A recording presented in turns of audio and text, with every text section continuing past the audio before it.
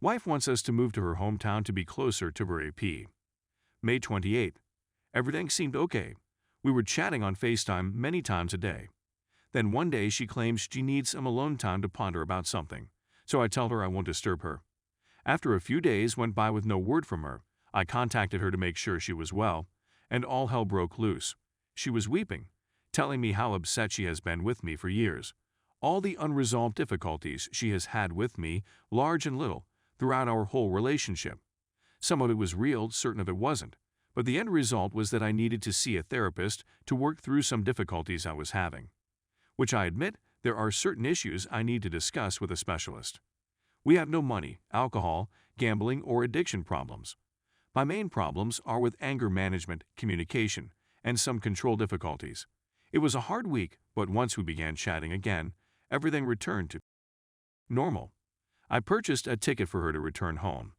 Meanwhile, I had the impression that something was off about her. She wasn't behaving the way I was used to seeing her. She would constantly start weeping after saying, "I love you so much." The first week of June, meanwhile, she complains of vaginal heat and discharge, as if she had a yeast infection.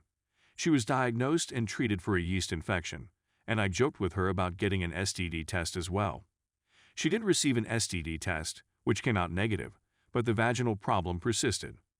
June 23rd. She returns home and the next day arranges an online appointment with a doctor to get tested again, and when she speaks with the doctor, she walks out onto our balcony and closes the door. That was a major red flag for me since she never, ever talks on the balcony. She did it again to chat to her closest buddy, which I thought was strange. I had a feeling something was wrong. Later that night, I examined her phone to see if there was anything unusual in her texts or browsing history. Another red flag was that she wiped her complete browser history while in Arizona. Then I come across a snapshot of text conversations she deleted but was still in a deleted folder, and they were between her and another man when she was changing planes in Atlanta. She was irritated with him since he failed to show up for the dinner they had arranged the night before she went for her homeland. I then searched through her phone records, noting how many times she texted or contacted his number. And she'd been in touch with him for 5 days before we had our first real chat about marital difficulties. I confronted her and discovered that he had been a long-time high school crush of hers, and she had seen him at the club one night while out with her pals. She kissed him at the bar and followed him home that night. She met him 3 more times in a public park after that, and she intended to visit him for dinner one more time before returning to me. He didn't come up on the last night, and she understood he was taking advantage of her. She said that the day following her first encounter, she felt awful and knew she had wrecked our marriage. She continued to meet him because she felt that our relationship was gone, she was lonely, and she needed a guy to give her attention and confidence. We were still communicating throughout that period she was seeing him, and she contacted him often after we spoke. There are simply a lot of emotions for me to handle right now. She claimed she went home with him because she was frustrated with me, and when she met an old acquaintance from her past, she gave in to temptation. I was even more outraged that her closest friends allowed her go home with another guy and didn't warn her that what she was doing was wrong the whole time she was there. 3 of her closest friends were aware, and none of them advised her to quit. She should have known better, and I'm simply mad at all of them. I questioned her why she came back to me instead of simply staying there. She said she wanted to come back and work on our marriage, that she wanted to do with me, and that she recognized she would never find another guy who loves her as much as I do. I honestly believe her. I think her encounter with this guy shattered her.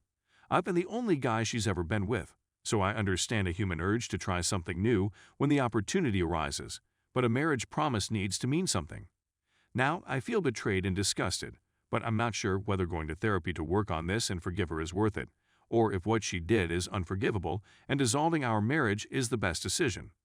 It's difficult to know what to do since there are so many things society, religion, and culture teach us about marriage, yet life is hard, and being an adult is especially difficult.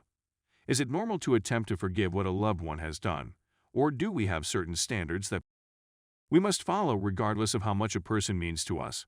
We don't have any children, therefore divorce is a viable possibility. At the same time, I've committed 9 years in a relationship with her, and although I believe I can forgive her for making a bad choice, it's difficult for me to accept how shabby she treated me and believe that I deserve to retain her in my life. How am I meant to know whether she's telling the truth when she claims she despises herself and wants to be with me. I've contacted a therapist for me as well as our marital counselor. She'll need to see a therapist to work through her concerns. Story 2. My wife cheated on me and I have an odd request for her to help me cope. So to give you some context, the wife and I were having some difficulties because she suspected I had stolen money from a business partner and lied to her about it. I tried trying to explain to her that it was a mistake and that it was not true, and I'd even provided her evidence that I didn't do it, but she decided to listen to other people over me and filed for divorce on 10/6. She began chatting to a man after she filed for divorce, by happenstance, not on purpose, and she never cheated on me before the divorce. I know this for a fact. Over the following several months, I fought to establish my innocence, and I sent all of my paperwork to her attorney so that they could provide her with a third-party view. During this time, she became closer to this person, and on 11/21, she lied to me about where she was going and when to have with him. On 11/27, I discovered she was messaging this person and questioned her. She told me that nothing had transpired. At the same time, her lawyer finally returned and declared, "Yep, your spouse is innocent, clear as day." On 11/28, I discovered via my own investigation that she had with him, and I spent the following week working out how to approach her. We agreed to call off the divorce on December 3rd, despite the fact that I knew she cheated and she had no idea I knew. So I approached her on 12/4 and informed her that I knew something more had occurred and that if this marriage is going to succeed, she needed to tell me now. She acknowledged to having and I admitted to knowing. I also stated that I was in a bad mood and attempted to exact vengeance on her by downloading Tinder and doing the same thing, but I couldn't bring myself to go beyond a few emails with any women and presented the evidence. I never cheated or even spent the time to actually get to know any other girl. Now I'm attempting to deal with everything she did, including filing for divorce based on a rumor, publicly bad-mouthing me, selling her wedding ring, and screwing another person. She continues to beg and plead for me to take her back, and a big part of me wants to because I keep justifying her infidelity by telling myself that we were in such a bad place together and the divorce was filed before she did it. So maybe we can heal. With professional help. Or maybe not, but I love her enough to give a fair shot. She informed me a few days ago that sleeping with another lady would relieve her guilt and handed me the hall pass.